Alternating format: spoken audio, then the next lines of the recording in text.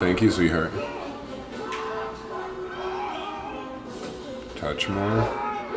Touch more. Come on, Blue. I think that's Thank you. Appreciate you. Sorry, sweetheart, for reaching across you there. Good evening, good evening, good evening. It is, what is that, 7:59? Ooh, so close tonight. So close to being bang on, right on time. My name is Ian. This is my lovely wife. Rachel. We are of Big Family Life in the Simpson Family Home and 4S with the Simpson Family. The 4S representing faith, family, food, and fitness. Faith because we believe we can do all things through Him who loves us. Family because aside from God there's nothing more important on this earth. Food because food is medicine. And fitness because we believe that overall wellness can be achieved by pursuing and maintaining a strong mind, soul, and body. Hence the 4Fs to manifest your best life by grace under God. This segment is called Real Talk. This is where we dive into some real world issues that affect us as both as individuals before we became a blended family of 10 and after we became a blended family of 10 and how we use faith, family, food, and fitness to overcome every obstacle, prayer, and hard work. Tonight's topic is my love. Oh, removing the rose-tinted glasses. Removing the rose-tinted glasses, as in seeing your situation. Oh, sorry. Are you good? Yeah. Why are you sorry? You need hurt the- yourself. I know what you. I'm right here with you, baby. Are you good? Yeah. Okay. You're apologizing to the table. Yeah. I'm about to take the hatchet to the table. Just seeing your situation for what it actually is. Right? Just seeing your situation for what it actually is. I'm going to get out of the way, or was, because, maybe you left, right? I mean, I'm going to get out of the way and let my wife have the lead. Yeah. So this all stems from a conversation I was having with a friend today, this afternoon. Just two moms sitting at the park with the kids. And, we didn't go far into it. However, it just gave me this idea of the rose-tinted glasses. Or she actually mentioned it. And I was like, yeah, it's, it's so true because when you're in a situation, you're too much involved. Not saying really involved, but you're Too close. Yeah, you're too close. You don't see what's actually happening. Right. Or, the true, I want to say the true, even like the personality of the people that you're associating yourself with. Right. Because I look back at my life, and the previous life was now when, being 6 years removed from that environment and those situations, I'm able to see now, like, how many red flags I had missed, which is kind of quite scary because it's almost like that Stockholm syndrome because you're relating with the your oppressors. Right. Yeah. I mean, it's a defense mechanism. Is that fair? Yeah. Go on, please. No, and so it's just that, it just brought up a lot of things, like even, not even going into it with her, but it brought up a lot of things that I had not seen. Right. And so I feel like that a lot of people don't really, are not even aware sometimes of, what situation they are in or potentially could be going into because Absolutely. especially, in relationships, you meet somebody and you think that, you see the best in them. And then over time those glasses come off and you're like, hey, what kind of person are you? Do you know where I'm going with this? Absolutely. Maybe? Do you have something to add on there? Absolutely, yeah. Hi, God bless. Thanks for stopping in. I'll answer that. Okay, 7-year itch. God bless you. What are my pronouns? Oh, that's easy. Child of God. Those are my pronouns.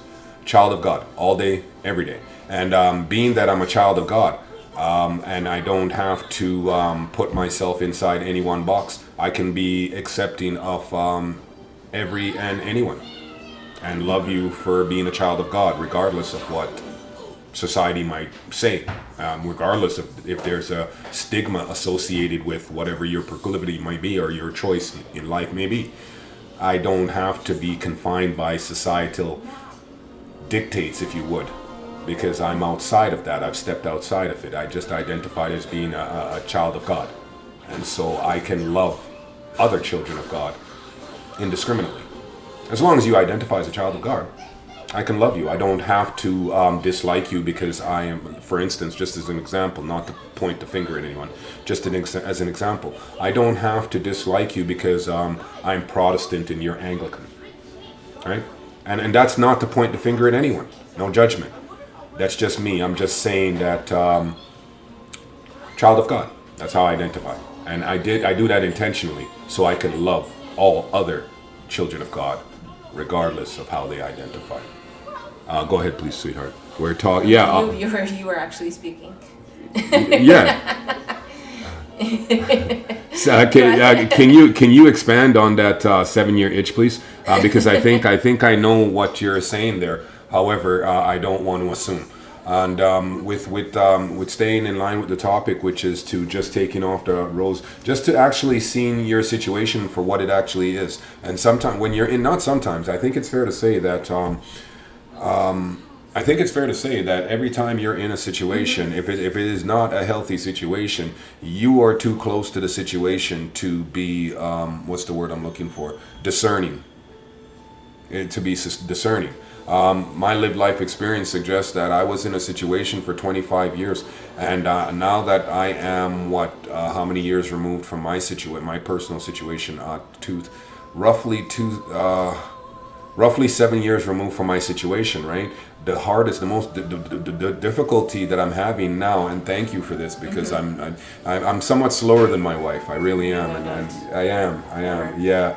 I am though, and I mean, she processes, in some instances, she processes a lot quicker and allows me to catch up, and I'm just catching up to what she's done here. Thank you. And where I'm having a lot of difficulty is to, now that I've removed, I love you. I thought this was about her. Now, that's right, I'm not giggling because it's like... Yeah, she just allowed me to catch up, and so she's giggling because this is kind of what we do. Hey, Jibby, God bless you. Thank you for stopping in. So once I've removed the rose-colored glasses and I'm seeing my situation for what it actually was, I find that I'm having a very hard time processing, not even just making sense, because I like to make sense of things and I'm an overthinker. Happy wife, happy life. My wife likes to, when I say that to her, she counters with, because I say that all the time, I agree so much. And whenever I say that to her, she counters with happy house, happy spouse. One of the reasons why I love her so much. She's a hashtag equalist all the way. Equalist, hashtag equalist all the way, all day. And I'm just having such a hard time making sense of it all. No, that's not quite right. Maybe it's a part of the patriarchal system that we live in, and the idea of being a dude, being, something of a, not to say, and not to blood, this is not vanity, being a dude, it's hard to identify as being victimized. Hashtag equalist. I knew I would call you out, Jody. If you were here, I knew I was going to call you out on that. God bless you. Thank you for joining us. And that is the most difficult thing I'm just having such a hard time coming to terms with the fact or the idea that it's like a large percentage of men, not a large percentage, however, but larger than you might think, men have been raped. However, that number is even larger when you say the men that it has happened to that don't say anything, would not say anything, would rather take that to the grave. To give an example of the toxic masculinity in this situation, in this instance, Dave Chappelle does this wonderful skit where he just, and not to make light of anything, please, Dave Chappelle does this wonderful skit where he basically suggests that he got raped and he'd rather go to home and make up some wild, outlandish story to his partner than to admit that he got raped. And now it's obviously much funnier than that when Dave Chappelle does it. However, that's what it was, right? And kind of hiding that pain behind hiding humor. that pain behind humor, and more so than hiding that pain is hiding that shame. Yeah. Right? Hiding that shame. So there it is. There it is. There it is. There it is. I mean, at times, sometimes from time to time, you'll talk and you'll have a moment where that aha moment where you're putting words to your feelings for the first time, and you're able to articulate what you've been feeling or trying to process or work through. And there it is. Thank you, baby. There it is that what I've been processing these many weeks now, what I've been trying to work through these many weeks and these months, is the shame associated with being a victim. Yeah, and I'm sorry, I'm just please, because that's perfect timing. what's going on is that watching my husband go through a lot of he's always working things through his head. So it's like he's silent, but he's also like has all these facial expressions. I'm like, are you okay? And usually I check to see if he's okay, and he says, I'm fine, which means I'm fine is not mean he's actually fine. He's actually going through something that he's working and processing. That's that toxic masculinity again. Yeah, I'm fine. And so, knowing my husband who he is that I can't actually go in there and fix it for him. As much as she wants to. As much as I want to say, oh, did you try this? Did you try that? I can't do that because I know for him, if I try and fix it, it's not going to actually have a lasting change. It actually has to come from him. We can have conversations about it, and those conversations are like they go really well. Very However, helpful. Sometimes it just opens a little bit more, and then he's okay. And then he goes back into his little desk in his head and works on it some more. And so that's just how we process a lot of our hey Daniel, our work thanks here. for joining us. So I'm gonna answer your question. And so it's just watching him go through is really hard because it's the realizations of how much as a man you have to actually hide because you don't want to be viewed as being weak or vulnerable. Facts. Or Facts.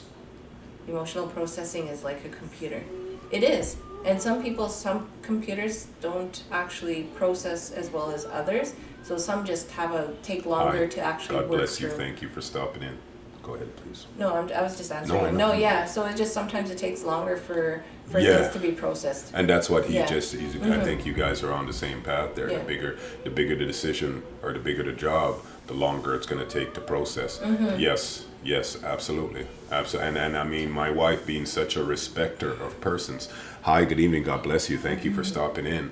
My wife being such a respecter of persons, she allows me the time and space I require to make sense of it myself. Because I mean, at the end of the day, I'm that individual that you'll never be able to tell me something unless you can somehow make it make sense to me. You know what I mean? If it doesn't make sense to me, I can't get my head around it.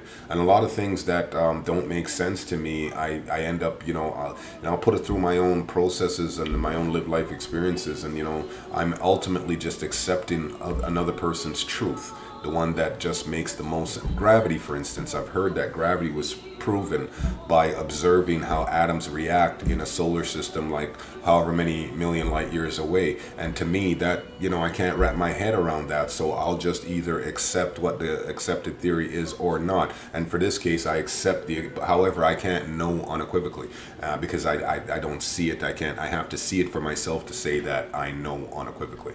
Otherwise, I'm just accepting somebody else's opinion. So, and I find it so, I'm not sure if you're going to go through chemicals how is it toxic you're going to... Yeah, how is masculinity toxic? Yeah, I can jump into that. I can dive into that. I mean, we absolutely live in a patriarchal system where men make all the rules. And men don't have feelings. That's not fair. Fair. Men aren't supposed to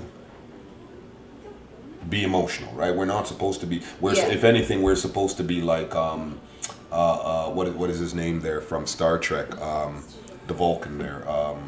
Leonard Nimoy. Leonard Nimoy, Mr. Spock. And if anything, men are supposed to be cold, logical, analytical, calculating. And in a lot of cases, we're not. We pretend to be. We're all just really broken children inside trying to not fall apart. And the reality is, once that we can come to terms with the fact that, you know what, it's okay to feel hurt. It's okay to be hurt and not project that as anger. I think that we get to a better place. We get closer to getting to a place of balance. Are you going to read all that? Yeah, baby. I'm sorry. You just did what I did Yeah, yesterday. I did it intentionally, however. Okay. Gaslighting. I think I'd like to get into that a little bit, Jody. Thank you. Expand, please. Daniel, I'm going to get back to you there. I'm going to read what you said there. Gaslighting, when any other diminishes your reality. Jody, expand, please. Daniel had said it gets crazy. If the computer does not have the program to process logic of solution, the brain will not and cannot find the solution. However, isn't the brain? No, the brain is just the processor of the computer. So if the computer does not have the program, okay, yeah. Okay, I'm with you there. Which is what we're talking about here, and the idea that, you know, this is about getting tools in order to better manage trauma and in order to better rewire the brain to deal with certain situations in a more positive and productive way. And the other thing, though, too, is like that it's not even the, the processing of everything. It's actually being more aware and listening to your intuition of, when you're walking into a situation with another person. Okay. Reading their energy, because, like, I just say, for example, you go on a first date. Okay. You always put your best foot forward. Always. It's snagging season. Yeah, it's spring. It's spring. No, so you always put your indigenous humor there. Yeah, you put your best foot forward. Yep. And so, over time, this person, is living up to a certain expectation that, they think that they are, kind of thing. So, like, a woman will, how could I say this? Could be kind of mean on the inside, kind of a mean joke here, a mean joke there. Okay. And then over time, it kind of breaks you down, and then eventually, like, they're just continuously mean. Like, say, making fun of another person all the time. Okay. Talking behind, their so-called friends' backs, okay. Or, you know what I mean? So sure. It just, over time, those glasses come off, and you're like, hey, like, has she always been like this? Or, you know what I mean? That's where I was going with this. Okay, copy that. Mm-hmm. So, and that's where I was coming from, like, meeting people and making sure that they are who they are. And I read energy really well. Mm-hmm. However, in the past, I was kind of just in survival mode. And so I had those rose tinted glasses, and what I like to think is almost like that Stockholm syndrome is that, when you identify with your oppressors or your abusers, because then, a lot of the things that you see is like, like those red flags, like I was saying. Mm-hmm. And you're not really perpetrating the cycle, but you stay silent and you don't choose to make better choices to help another person. Right. Especially when another person is being hurt. Wow. Yeah. Deep. Yeah. You want me to deal with what Daniel had to say? No, I didn't. Go ahead. What is it? Dan, energy can be masked. Not for me. No. But go back, Daniel was talking about energy. I mean, I my wife says she read energy and so on and so forth. And I mean, I've learned that Jody says you're her soul sister. God bless you, Jody. Thank you. Energy can be masked. I think, that's... A narcissist is really good at masking that energy? Only for a time. Only for a time, though. Only for a time. I mean, eventually your true colors, if one is paying attention, people are going to show you who they are. And I mean, this, as it pertains to the topic, as Mom here is saying, is that once you take off those rose-tinted glasses, ultimately, we choose to not believe what... I mean, one of the things that what we're seeing, one of the things that one of my mottos for this year is that, once you show me what you think about me, or once you show me how you feel about me, I'm going to believe you. right? Because people will always show you how they feel about you. There's somebody who's asking. Oh, Chris is back. Hulk Hogan is back in the house. When you gotta shave the wife's back, that takes crazy energy. 4 fur coats. 4 fur coats. Energy can be masked, not from an empath. I'm sorry, you can't mask your energy from me for long. You can, but I mean, at the end of the day, fool me once, shame on you. Fool me twice, shame on me, right? So, I mean, ultimately, I will figure it out, because, I mean, my God does not leave me in those situations long unprepared. That is my lived life experience. And once I figured it out, and I mean, no more apologies, just change behaviors. And it's really just that simple when it comes to protecting our spirit. Yeah, I mean, I've had to cut people off that I thought meant the world to me. Where I thought God was trying to take me, it didn't seem as if they were ready or willing to go. So I trust in God, and I left them behind. So I want to go back to Yes, Jody please. there, the gaslighting. Another diminishes your reality. Jody, were you able to expand on that one? Because it's like gaslighting is one of those things where you're,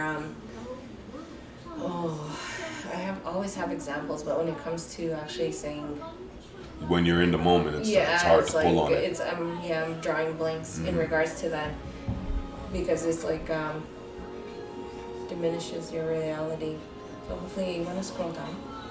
Of course, my love. How you say no? How am I saying no, then what? I don't know. How am I saying no to what, Daniel?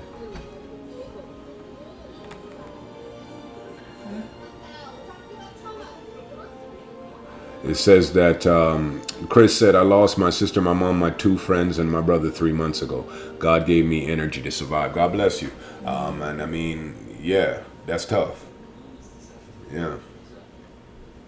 You know, the great, you call it like brushing your teeth, Rachel. Yeah. Carla Yeah, thank helping you, you Carla. out. Yeah, thank you, Carla Carla. another soul sister. Yeah. Another soul sister. Yes, no, I think the example, she nailed it, didn't she? Yeah. Didn't she nail it? Yeah. Didn't she nail it, baby? Very. Didn't Very she nail well. it? Didn't she nail it, though? Didn't she Yeah. nail it? I don't know if you want to catch Jody up, if you're able, however. Thank you, Carla. Yeah, it was the whole premise of brushing my teeth. So I was so...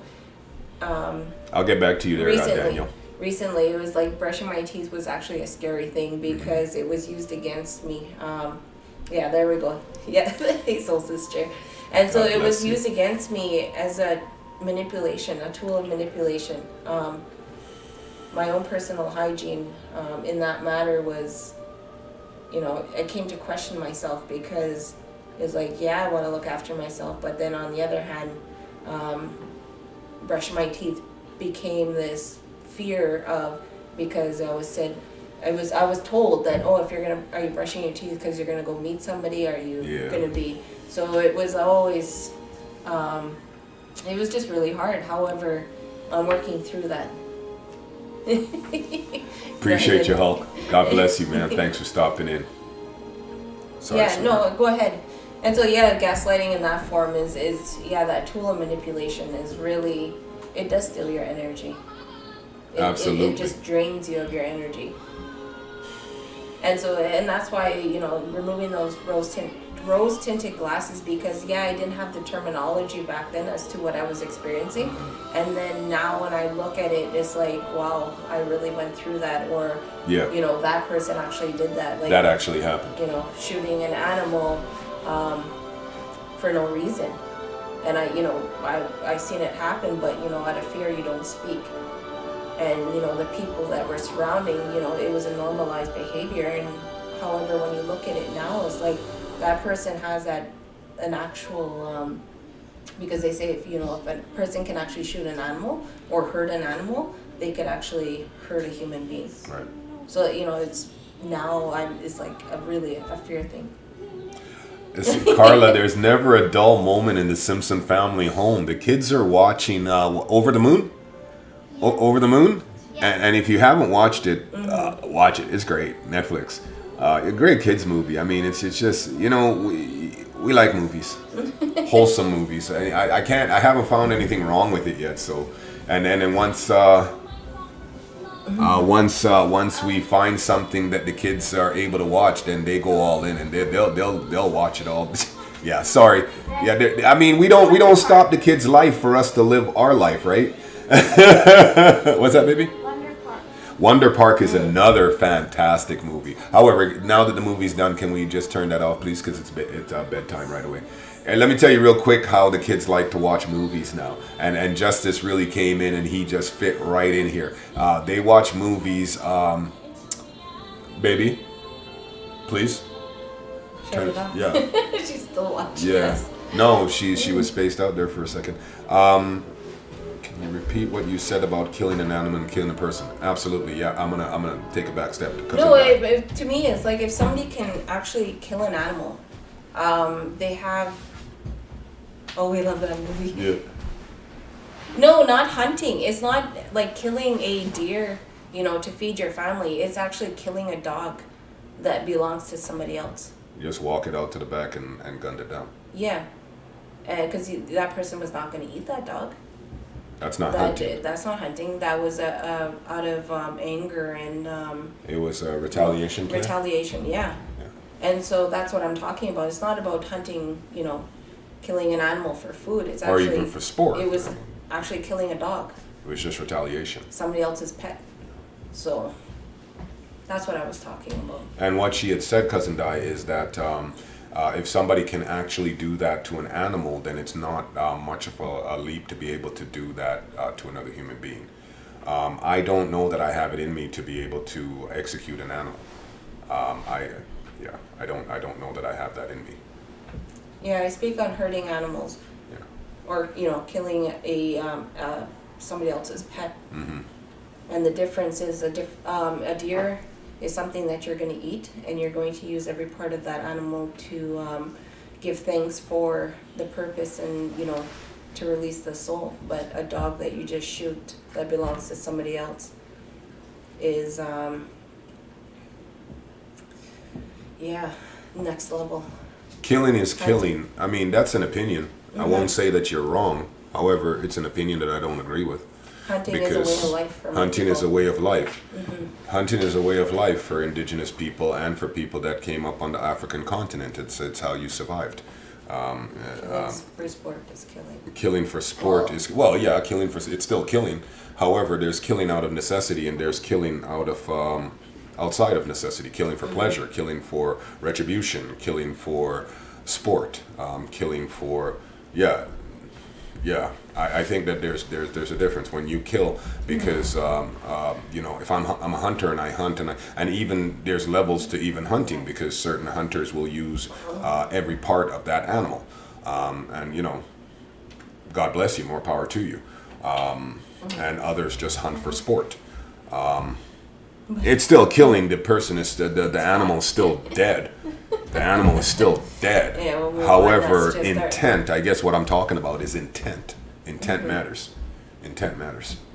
Killing for no reason is not godly or just. The reasons are different, yeah. Good night, baby girl. Remember Dr. Doolittle? Dr. Doolittle. Which is the squirrel. Yeah. Say goodnight. I still have not found that movie. I don't know why they took it off. Dr. Doolittle with when what's his name? Robert Downey Jr. stopped doing Iron Man. He did Dr. Doolittle, and that was just such a great movie. It's like, and now you can't find it anywhere. It's not on Disney Plus. It's not on Netflix. It's not on the Cody box. It's not Anti-Dice says goodnight. It's not anywhere. I don't know why they took it off. Maybe I don't know if he feels bad that he did it because it's like a really far stretch from Iron Man. We're in Canada, Winnipeg, Manitoba to be exact. Where are you?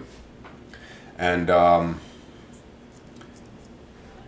intent. However, once you end up taking off the rose-colored glasses and being able to see your situation for what it really is, Ontario in the house, thank you for joining us. God bless you. We appreciate you so much. So if I kill and eat all the dog, I'm good. No. No, I mean, Nobody hey, no, eats no, no, no, no, dog. no, hold up, no. Actually, no, people do eat dog. It's a part of their, conviction of belief. You know what? No, do you, man. Whatever you want to do you. I mean, it's not for me to tell you how to live your life.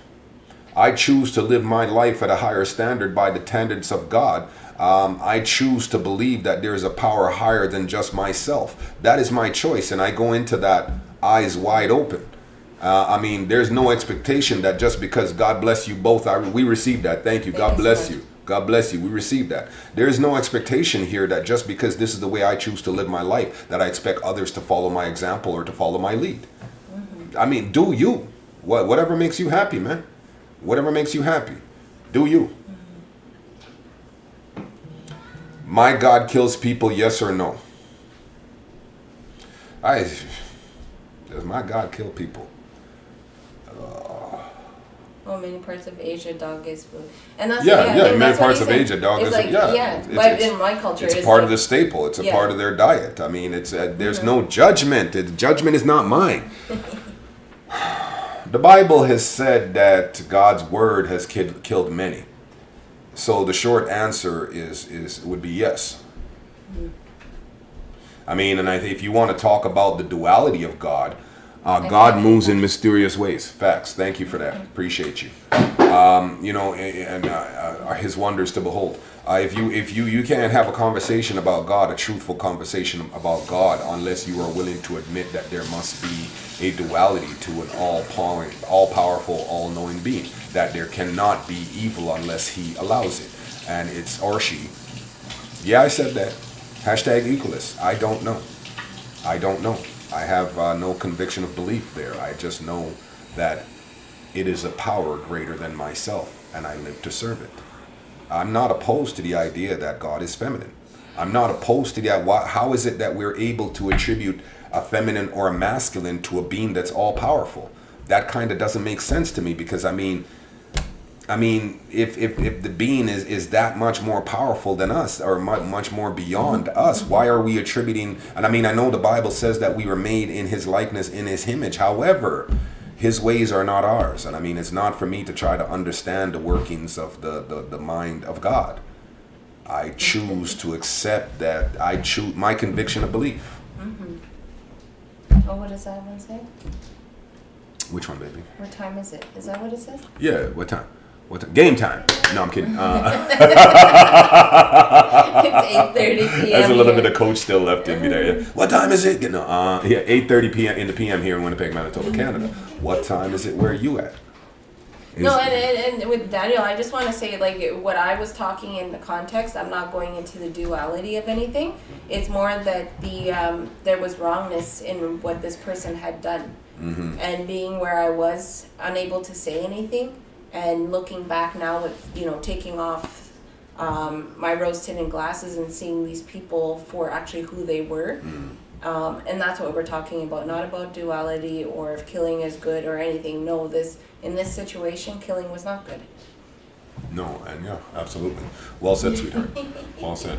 Come here, come here. Yeah, you're like second or third tonight, bro. You slipping, man? You slipping? Like usually you're first, lined up, waiting to come get your snuggles. Maybe he's waiting for last because he thinks then he doesn't have to rush. He can take his time with the snuggles. Bro, you're crowding me, man. What's up? What's up? You're crowding me, bro. So get off my wife, man. What's up? Isn't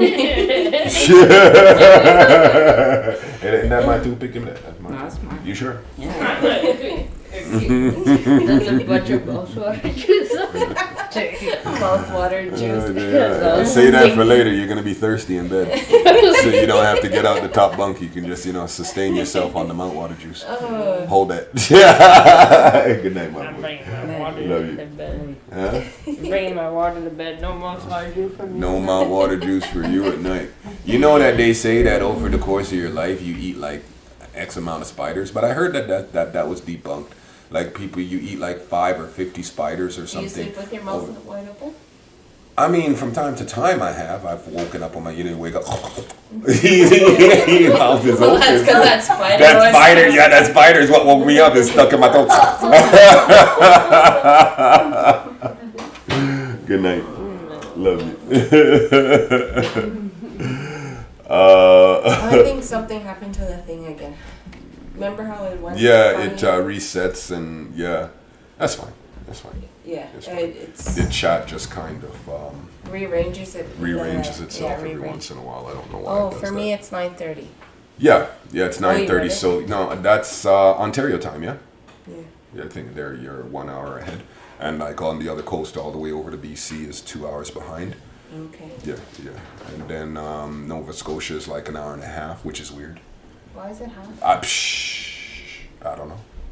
Half an hour difference between Ontario and Nova Scotia, from what I understand. I don't know why. But yeah, and again, in that situation, I mean, so can I ask, in that situation, do you feel remorse that knowing now that you should have, alerted someone? I do. Yeah. Yeah, and it's still a scary feeling because it's like you actually feel like if you were to say something in that moment, how much worse or better. 7:30 here. In Calgary, right? So that's 1 hour before BC. Yeah. Right. No, and I feel like yes, I should have said something, but it's also the capabilities of somebody, and I could have put myself in more danger than I was already in. Right. Absolutely. And sometimes those choices are really, really hard.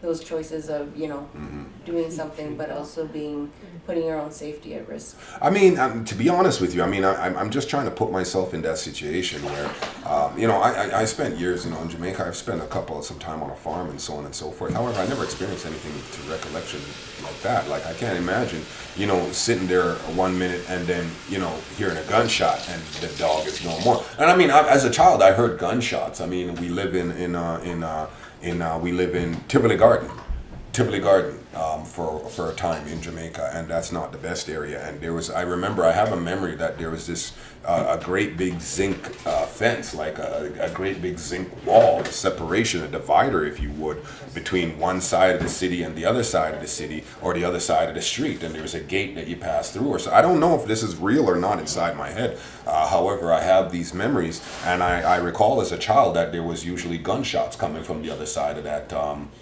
On the other side of that wall or barricade or whatever it is, right? Yeah. And also I recall I think the year that I came here was an election year, and the year Bob Marley got shot, and 1980 I think. And I recall that there were riots in the streets and gunshots, and I have those memories. Some guy came banging on the door in our yard, and Jamaica is different, right? The yards are kind of like mini compounds, because you can sometimes, where I lived, there was like two houses inside like a 6-foot stone wall, right? And a gate at the front and small gate maybe at the back. You go out to the back street, and you never went out the back way. Everywhere I lived, I don't ever remember ever going out the back gate. Yeah. Which is, I don't know. However, and yeah, there was, so the yard is like, I mean, it's not padlock gates or anything, but you got to open the gate or jump the fence. It's not just like here you walk up to somebody's house and, you have to be there intentionally. Somebody, or you have business there. You just don't cut through people's, it's different, And, in the middle of all this madness, there's just a boom, boom, boom, boom, boom on the door. And I have this memory, and I'm like, and I don't know if the lady that was taking care of me, if she knew the guy or they were the same political party or something, but him coming, they might try to kill me, and she let him in, and it was like, yeah. I don't know if it's real. I know. I don't even know where we're going with I this. don't know if that story is real, but I mean, it's there. And I mean, it's just like, Yeah. I was going somewhere with it, and I got. I'm sorry, No, it's okay. but it's it's It's different. It's just, where was I going with it? Did she fall asleep? She must. Yeah, she fell asleep, and now she want to fight for going down. Yeah. Oh, okay. Never mind. We're good. Yeah. But I mean, once I just encourage us that once people show, because people will always show you who they are. Oh. When you say, just imagine if you hear a gunshot and the dog is gone, or you know what I mean? I mean, and I grew up on the farm, but I mean, we killed animals, like you kill a cow, you kill a goat, But you ate. but food, Yeah. we weren't hunters per se. We were farmers. and we killed the food, and we ate it. We ate what we killed. I personally, I don't have any judgment here against hunters. I don't. I just, it's not something that I would do outside of necessity. If I had to feed my family, then if it's come between Bambi and my kids eating, guess what? My kids gonna eat. My kids gonna eat. No, and you know what? Yeah. I just feel that the conversation went way off, and I was sharing a story in regards to the implications that I had seen, because it was unsafe situation. Yeah. And by removing myself after how many years, and that was just an example of something that came to mind when we were talking today. Mm-hmm. But it's also the other stuff. Like, it's like, you just, even with your own parents, for me, with my mother, just those rose-colored glasses, because you just want your mother to love you. Right. But you don't even realize Protect that you. the treatment and the non-protection has actually, changed our relationship now. Mm-hmm. So it's like you have those glasses because you want your mother to love you. You want that relationship. Right. But you put up with so much bullshit Mm-hmm. at the end of it, right? Mm-hmm. And it's not at your fault of your own. It's like your parent is the parent. Right. You as a child is not the parent. Right. So yeah, that's where I was going with this Mm-hmm. today. Somebody said something. No, just Chris saying he's back. Oh. And let me get a pop music. Pop music finds that curious. Is it worth it? Is it worth it? Taking off the glasses? Is that what are you asking if are you asking if taking off the glasses is worth it? Give me some clarification there, and we can answer that question as to exactly what are you asking if it is worth it? And Daniel said your mom doesn't have to love you. And that's it, and that's her choice. However, No. I'm gonna call bullshit there. No, But is no. it- I'm not no. even gonna give that no airtime. No, your mom is Okay. supposed to love you. No, get out of here with that. Your mom is supposed to love you. I'm not giving that no airtime. I'm a parent. Yeah, it's your mom's job. She's supposed to love you. My mom told me she had to wear. Oh no, wait, that's Chris. Hold up, Chris. Hold up, Chris. You haven't told me what he said. Yeah, no, I didn't see that it was Chris because I see that it's Chris. I know it's a joke, and I'll come No, back to good. the joke. However, pop music is saying your mom. Is it worth it? Is it worth it? Your It mom. is worth it now because I have peace of mind. Your mom. Mom told me she had to wear a Halloween mask to the store because we were so bad. Oh, you kids. I believe that. No, not that I'm not giving you airtime, Daniel. I'll give you as much airtime as you require. However, that thought doesn't make sense to me. That thought doesn't compute. That a mother doesn't have to love her child. No, strictly speaking, a mother does not have to love her child. However, I have no and I know mothers that, claim to love their children. However, words and deeds. And so, strictly speaking, no, a mother doesn't have to love her child. She doesn't have to love her child. Far too many mothers don't, in fact, love their children and just use them as either an accessory, a tool, a weapon, whatever. So strictly speaking, a mother doesn't have to love you. However, I have no understanding for it and no patience for it when that's the case. So that's what I mean when I won't give it no airtime. She didn't want people to know where her kids. We were her kids. My mom was incredibly funny, and we can see that in your sense of humor. And pop music says sad indeed. Well, I mean, and the thing is with that is that you reach a point where you have to protect your spirit. You reach a point. You reach a point where you say that. This person is displaying a behavior and I have no control. I have to allow them to be on their own journey. So what's best in this situation is that I love them from a distance, just for my peace of mind, just to protect my spirit, because where God is trying to take me, they're not prepared to go. Right? So with your soul, yeah, you have to. I mean, come on now. We got to stop feeling bad for making decisions that are best for our mental health well-being. The only persons that'll get upset with you setting healthy boundaries are peoples and persons that are used to crossing those boundaries, right? So we can't feel bad when we're protecting our spirit. It's a must. We have to protect our spirit. I was reading there is like that's how I expect you to answer, and so that's the thing, you're placing expectations, and Yeah. then you're trying to manipulate the Yeah. conversation. So it's like no time for that. Oh, soothe your soul. That's what you said. So yeah. So and that's like I can share what I have to say about my own experiences. However, it's not for anybody else to tell me how to go about my life experiences or how to fix it. Because for other people, it's like their life experience could be so much different and they deal with it differently. I'm just so terrible. Whenever I reach for my water, I'm just like right in front of my wife's face, right? So I was just like trying to be, but I got it. Sorry, baby, go. That's where I'm at. It's like, because everybody goes through things differently and everybody's on their own journey.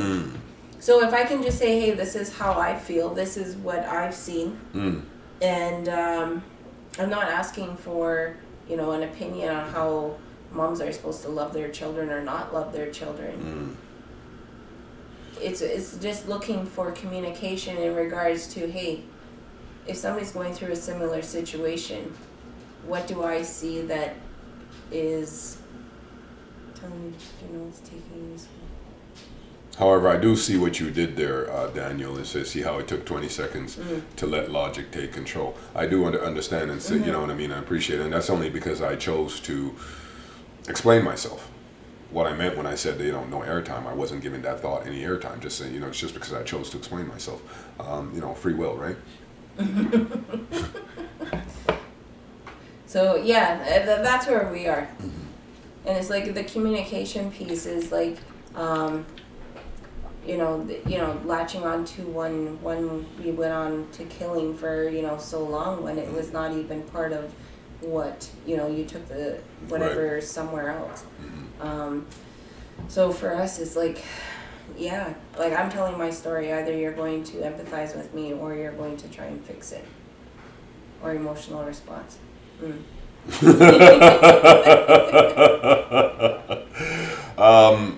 You see, the thing is that none of us are. We will talk about that later. None of us are, in fact, without emotion. So the idea that you can respond from a place free of emotion, while it is certainly an aspiration, whether it's a worthy aspiration, is arguable or open to debate.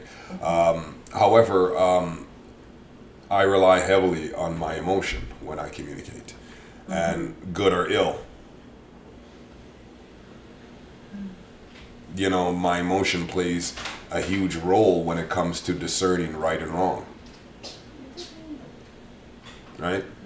So I rely deeply on my emotion. And yes, emotional responses from time to time do get me in trouble, and more often than not on my particular journey, they did get me in trouble, emotional responses, which is why I decided to learn to manage them and to control them, to control my emotions, not to deny them. Yeah. Not to bury them, not to subvert them, however, to control them. Or maybe not even to control them, but to better live in symbiosis with them, to have a symbiotic relationship. I can never get away from the movie, since movies always seem to be a theme for us. I can never get away from the movie Inside Out. As a family, we adore that movie. I love that movie. I think that is a microcosm of the human condition perfectly. That movie to me is brilliant and should be mandatory watching. It's like psychology 101, child psychology 101.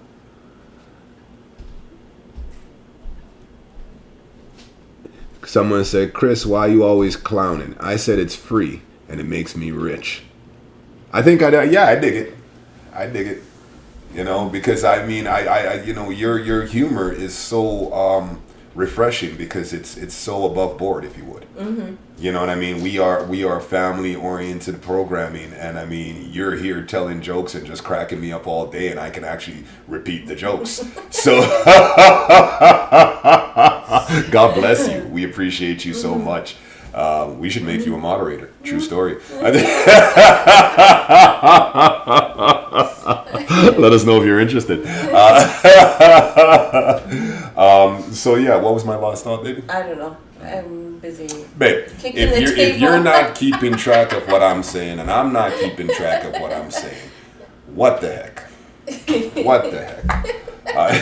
How the heck are we supposed to have a meaningful I conversation? kicked the table and then everything just and then went the out. joke, and then I was you gone. kicked the table and everything went. However, she did kick the table while wearing the TikTok leggings, if that matters. I just remember Di had said something in here earlier. I don't know if she's even still here, and I did look at all the conversation. It's just I it don't know. reset itself, eh? Yeah. And then yeah, that's okay.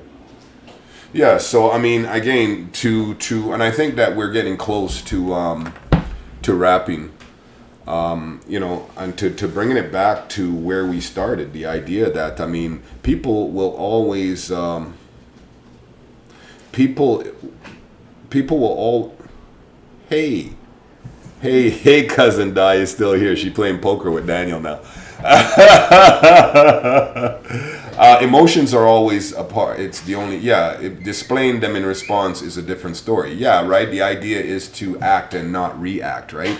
To act and not react, to not allow your enemy to give you to rent space or free inside your head. And here's one: is you say that every. Sorry, I had to read like a couple times to keep going. Yeah, no, please. And one there where you say that every friend is a potential enemy with better position and ammunition. Every friend is a potential enemy with better position and ammunition. Keep your circle tight. Keep your circle tight.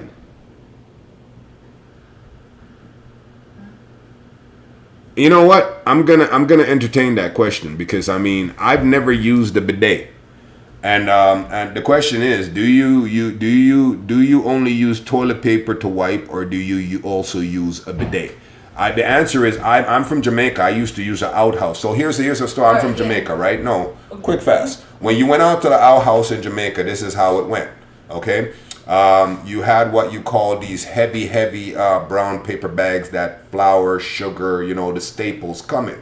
Right. The thing is that these bags needed to survive transport from town as we lived in the country. So they were coarse and heavy. And the thing is that, toilet paper wasn't really a thing. It was a luxury. We didn't have it. We couldn't afford it. And the reality was that paper was sometimes a luxury. At times we had it, and at times we did not. In this instance, we did have a piece of the paper, and I tore off a piece. And now this is very coarse stuff. Like, I mean, this is jagged. So Daniel says he used toilet paper, then baby wipes. And toilet paper. Then toilet paper again. And this stuff is very coarse. So the best course, I mean, you can actually cut yourself when using this stuff if you're not intelligent, and you only need to cut yourself in your nether regions once to know that you don't ever want to do that again. And so then you would go about softening the fibers in the coarse cardboard-like paper. So the walk to the outhouse was spent doing this, and the more time you did that, and if you had a little bit of water, not too much because you don't want to put holes in it, you just, and that lived life experience, right? And a bidet, however, I've heard wonderful things about the bidet. I myself have never used one. I know that, as a child growing up, as a younger person, I used to think that there was a negative connotation, a sense of feminism towards them that was attributed to that type of thing. There was a kind of social stigma, if you would, and it was kind of suggested that it was something that only women did. I entertained this question only because I'm curious. and I would like to know. I'm a curious guy by nature, and I have no problem admitting that. I'm a curious guy by nature, and I would like to know what that experience is like, a bidet. So if you'd like to share that with me, I genuinely would like to know. And if you can convince me, I would probably invest in one, because cleanliness is in fact next to godliness.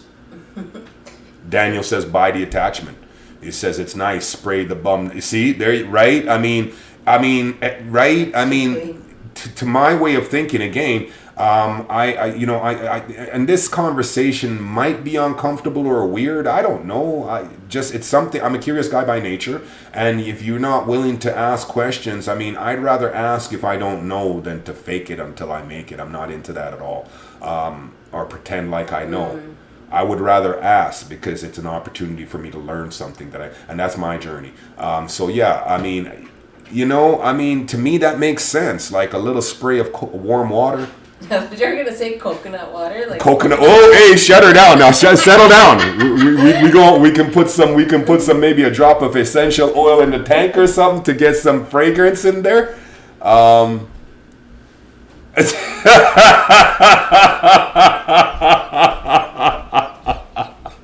Daniel, I'm not gonna read that. Yeah, I really hope that you respond, and I hope that wasn't just something that you dropped and dipped. Because no, I'm not gonna read that about you. No, I'm not gonna read that. No, but that actually makes sense to me, and I that might even be a worthwhile investment to something that. What I'm not into though is that if I get a blast of cold water. No, I'm not into that. That water should be at least coconut water.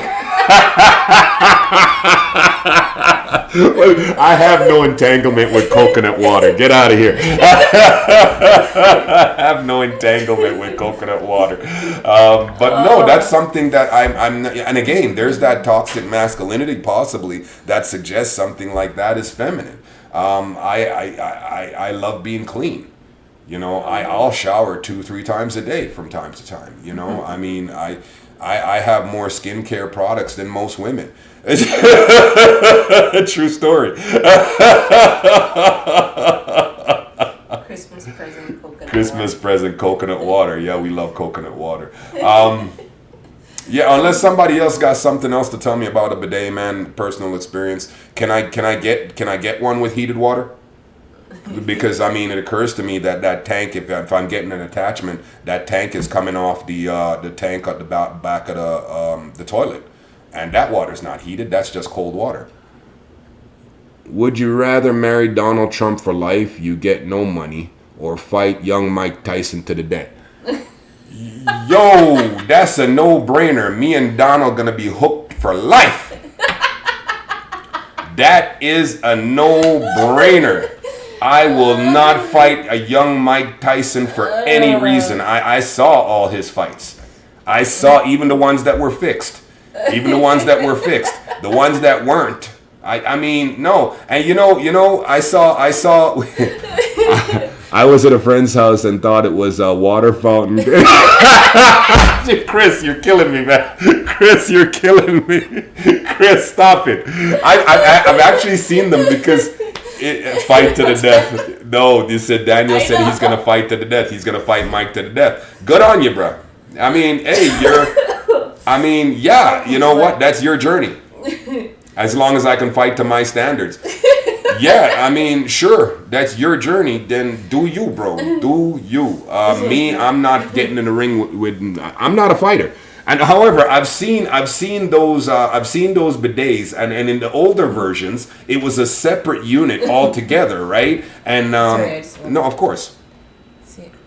But no, I'm not gonna read that either. And it was a separate unit. Usually you had the toilet here, and then the bidet was stationed over here, and it kind. I'm not gonna lie, it kind of looked like a mini water fountain to a young mind. I'm not gonna lie, it kind of looked like I would wondered why it's beside the toilet. Yeah, I've never seen one, so I have. Yeah, I have. I mean, I can see to a young mind, to a childish mind, that yeah, it kind of looked like a water fountain to me too. And I never understood why they would have their water fountain right beside the toilet. You know, why would you want to be drinking water beside the toilet? You're down at that level too. One punch from Mike Tyson be worse than getting 20 kids on a school bus. Yeah, I'm not gonna read that. Yeah, no, I wouldn't know. Mike Tyson, no. And oh yeah, the fight between Mike Tyson and Roy Jones Jr. And Roy is over 50, and I believe Mike is just under 50, or vice versa. And that's when I officially, I think I watched that fight. And the thing that I wanted to mention in that fight was that the undercard was Jake, that YouTuber, that boxer, Jake, whatever his name is, and he fought that Nate Robertson, right? So we were watching Nate. Nate can't go back to the hood. Nate got to give up his hood card. He can't ever go back to the hood because he talked smack to this guy, and the guy knocked him out cold. And we're watching a movie the other night, and they're like, oh, that's Uncle Drew on Netflix. And the kid's like, oh, that's Nate Robinson. That's Nate Robinson dressed up like an old person. I'm like, no, I can't see it, man. I can't see it. Maybe if he was lying down, I'd be able to tell if it was him or not. Maybe if he did this. He got knocked out cold. However, the fight, love you guys. I love how you explain stuff. It's rare to find these days. Appreciate you so much. God bless you. Appreciate you so much. And the fight between Mike Tyson and Roy Jones Jr. Anybody that bought into that, I'm sorry, man. I'm sorry. You're on your own journey, and you're allowed to have your conviction of belief. However, there are divisions in that sport for a reason. A middleweight cannot fight a heavyweight, even if they're on the verge of retirement. No, it doesn't. It doesn't work like that. And Mike Tyson, even when he was sparring in some of his warm-ups, I was watching. I was like, "Damn, Mike still got hands." And then I saw the fight, and I was like, "Mike wasn't throwing like he was in the spot." Do you think Stallone and Schwarzenegger could still fight? Here's one thing that's interesting. Thank you for bringing that up, Yeah. Stallone and Schwarzenegger. Before I answer that, right? Okay. Bookmark that. Okay, bookmark. Stallone and Schwarzenegger. Interesting fact. Sylvester Stallone was inducted into the Boxing Pro Hall of Fame as an entertainer the same year Mike Tyson was inducted into the Pro Boxing Hall of Fame. Now me, if I'm Mike, and if I'm like, you know, they portray Mike to be this hood kid from the street, and what a lot of people don't know, though, Mike Tyson had been training since the time he was like 12, 14 years old. And the portrayal of him being this hood rat and a undisciplined kid from the street is just not accurate. He'd been training his particular profession from the time he was like 14 years old. He was a very disciplined fighter. I don't know. I'm not saying it was an act. I'm just saying that words and deeds don't match up. You know what I mean? Where was the first thought, baby? No, I was just at the Schwarzenegger and Stallone. So Right. you have like Rocky and you know, you've seen them in Expendables. But at this time, like, if He's you know, he's still pretty they're jacked, still, and yeah. it's like, can they actually still? I don't think that they could fight back in the day. I really, because No, it doesn't matter. yeah. Like even just who they are right now. Like even to be in a movie and it'd be like watching those fighters. Who you were just talking about them, Roy Jones Jr. And Mike Tyson. But But those guys are actual fighters, though. I know, but The still. other guys are actors. There's I a know, but difference. still, Let's it would let's just- define that, right? And that's what I was getting at when I know, it's like the entertainment. I yeah. get that part. No, I but get when it. but when you look at Rocky being inducted to, if I was Mike, I'd have been upset. I mean, like, I'm the best that there ever was, quite possibly in my own mind, certainly, right? And I'm getting inducted with a guy that pretended to be a boxer. I'd have been pissed. I'm not gonna lie. My wife asked me today, Chris, take me somewhere I've never been before. I took her to the kitchen. Come on, man, give me some original content. Give me some original content, Chris. Come on, I expect better, Chris. I expect more, buddy. Baby. Do I go in the kitchen? Not ever. She come in the kitchen to eat. She come in the kitchen to eat. You know, she cooked dinner last night. A couple times a month I have her cook dinner. She cooked dinner last night. We had chicken from Mary Brown, air fried. It was delicious. Kids love when she cook. We get takeout. You're looking to get killed right there, but it's the truth. No, she's okay with it. I do the cooking. I do the cooking. Yeah, she doesn't. But however, it's my thing. It's my act of service for my family. It's my act of service. And hey, it was her birthday on this past Sunday. And you know we did it up, right? We cooked in the Simpson family home. And the thing is though that when I cook, like I mean, because you know I'm cooking for the most important people in the world, right? And so if the meal doesn't work out, I tend to dissemble. Like I mean, I fall apart, man, emotionally inside. I straight up just fall apart. And my little guy, I start to pout, and you know, I just get mad at myself. And Sunday, yo, I'm not even gonna lie, man. That was the best meal, start to finish, top to bottom I've ever prepared. And I'm just like, it was just everything that I hoped that it would be. And I'm just so happy. I'm just so proud of myself because I did it for my wife. Right? I mean, I couldn't do that for anybody else. I've never been that on point. You know what I mean? In my meal prep. And it was just, my daughter asked me that. No, my son asked me that. No, Fifi asked me that today. What's my favorite meal to cook? She asked me that today, and I had such a hard time with it. I don't know what my favorite meal to cook is anymore. I just love to cook. You know? And so everything is when I'm in the kitchen, it's a joy for me, you know? I love to create. It's like, to me, cooking is like an art form, right? It's my sincerest form of expression, right? It's my art. It's my interpretation of whatever, right? It's my art. I'll let you read that one, baby. Go. Listen. So my wife eats stuff out of the forest, so grocery bill is cheap. Long live Sasquatch. That's better. What's my favorite dish to cook? Baby, what's my favorite dish to cook? Rice and peas. Yeah. I love rice. I That's love rice and peas. That's a staple. Today we had scalloped potatoes. What you talking about? Yeah, we had scalloped. We had scalloped potatoes and ham, and I roasted a ham. I cooked that sucker from like 10 o'clock this morning. Yeah, slow cooked that. And we had scalloped potatoes that was cooking since like noon.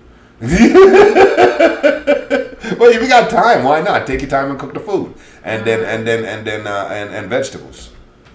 Yeah, jerk chicken. There you go. That's one of my favorites. You know what? What's up? I gotta be honest with you. From Trenchtown, on the road. I love jerk chicken on the roadside in Trenchtown.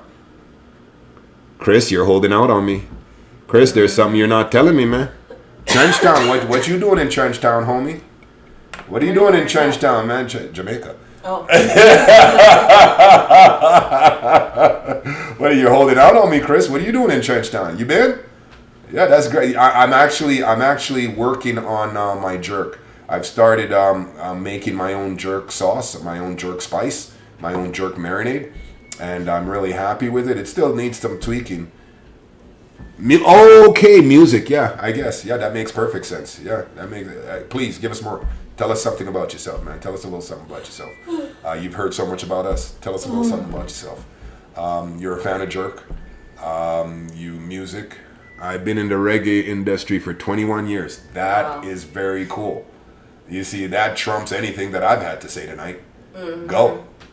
Reggae industry for 21 years. So when I say that 19, when I was talking a little bit about Bob, my live life experience, that must have resonated, right?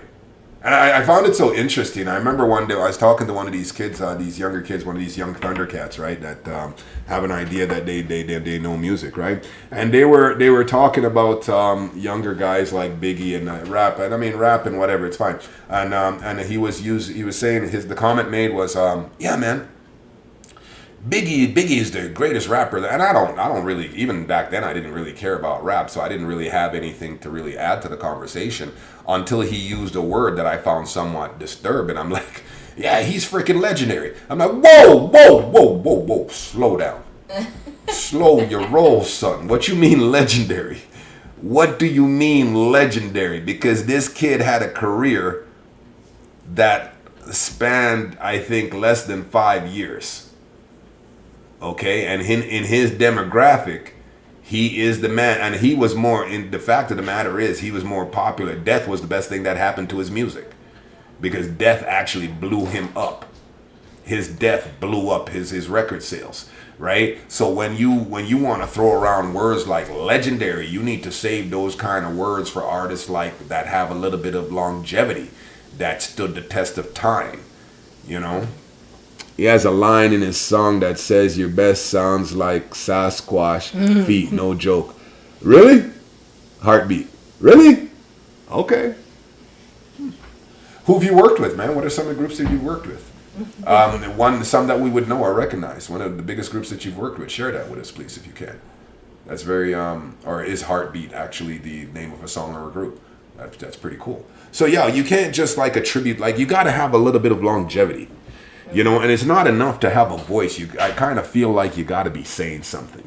And a lot of artists nowadays, they don't really have a whole lot to say, you know, and the ones that are saying anything, the message certainly is not positive. And that's a problem. You know, that's a problem because our kids are listening to this and treating it like it's holy rote or holy writ. You know, they're treating it like it's gospel. And as parents, we are actually, in a lot of cases, we're not even aware of what the words to these songs are. Right? And I want to say that. Because yesterday we talked on this a little bit. And I want to say that we're not actually aware of what the lyrics are, because I don't want to think that we're actually aware of what some of these lyrics are and we're okay with our daughters listening to, for instance, WAP. I don't want to believe that we as parents, that we actually know what the lyrics are and we're okay to our daughters and sons, not just our daughters, our sons, jamming out to that. I'm old fashioned. I'm okay with that. I think that, you know, some things are right and some things are wrong. Oh, that's our word today, perversion. Perversion. Some things are just a perversion of the natural order. That's a great word. Full Vibes in Shesheli's, a band I created. Bujo Bantan. You work with Bujo? All right. Okay. Kirk Davis. Wow. Yeah, I remember when Bujo was in Winnipeg. Bujo came to Winnipeg when I was a kid. That would have been in the 90s. He did a show at Alexander Dock, him and Wadey Wonder. That was a lot of fun. That was a lot of fun. I remember one of my homies showed up at the park that day, and I looked at his sandals, and he was just straight ashy. And I'm like, homie, man, you look like you got in a fight with a bag of flour and lost. Lotion your feet, man. Come on, man. Ain't nobody trying to deal with those ashy feet. Nobody want to deal with that. Baby, I'm gonna let you wrap. Yeah, I think. Yeah. Okay. Very good. So yeah, thank you guys all for coming. I guess the conversation went all over the place today. Conversations have a tendency of doing that, they kind of just go. They do what they do, right? And then you meet interesting people who are just on the kind of just the same vibes as you. Yeah, that's so important. That energy, and we have our ladies who are with us like almost every evening, and then you meet new people who are just kind of like Hulk Hogan here. Yeah, he's kind of vibing on the same frequency that we are, right? Mm-hmm. Yeah, I dig it. Yeah, so it's like, you never know who you're gonna meet. Yeah. And I think tonight is just being aware of who you have around you. Yeah. Be intentional about your circle. Mm-hmm. Be intentional about who you let in. Yeah. Some people are just there to not only watch you fall, but to help precipitate it. Mm-hmm. Right? So be intentional about your circle, man. It's not. And go buy a bidet. Go buy. Send me some information on bidets. I'm curious about bidets. I mean, is this something that I should be looking into? Because I don't want to be missing out. I don't want to be missing out. And I mean, cleanliness is next to godliness, so I don't really see a problem with it. You know what I mean? So if you have some information, I've never experienced it. I want to know. I'm a curious guy by nature. All right. God bless you all. God bless. We appreciate you so much. We'll see